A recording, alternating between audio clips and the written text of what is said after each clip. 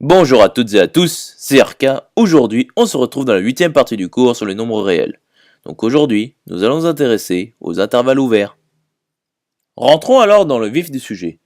Donc si un intervalle i est ouvert, alors il est de la forme i qui est égal à borne inférieure de i et borne supérieure de i. Bien sûr, ces deux bornes sont exclues. Donc maintenant, nous allons démontrer que les propriétés suivantes sont équivalentes. Donc i est ouvert, ça c'est la première propriété, et la deuxième, pour tout x de i, il existe delta appartenant à r étoile plus, tel que x moins delta x plus delta fermé est inclus dans i. Passons maintenant à la démonstration. Donc, démontrons d'abord que a implique b, donc i est ouvert. Donc i est égal à l'intervalle ouvert, dont la borne inférieure de i, borne supérieure de i. Donc posons a qui est égal à la borne inférieure de i et b qui est égal à la borne supérieure de i. Donc pour tout x de i, a est strictement inférieur à x qui est strictement inférieur à b.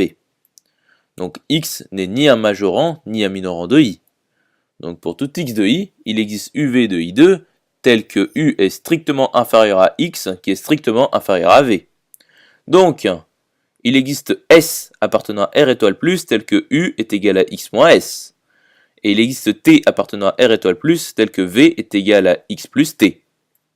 Donc X moins S est inférieur ou égal à X qui est inférieur ou égal à X plus T.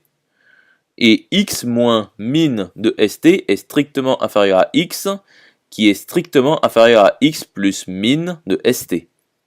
On peut alors poser delta égale min ST. Et donc, pour tous C appartenant à l'intervalle fermé x moins delta, x plus delta, B est strictement supérieur à x plus delta, qui est supérieur ou égal à C, qui est supérieur ou égal à x moins delta, qui est strictement supérieur à A. Donc, l'intervalle fermé x moins delta, x plus delta est inclus dans I. Démontrons maintenant l'implication réciproque. Donc, pour tout x de i, il existe delta appartenant à r étoile plus tel que l'intervalle fermé x moins delta, x plus delta soit inclus dans i. Donc x est strictement supérieur à x moins delta. Donc x n'est pas un minorant de i. Et x est strictement inférieur à x plus delta. Donc x n'est pas un majorant de i. Et donc i n'a ni de maximum ni de minimum. Donc I est ouvert.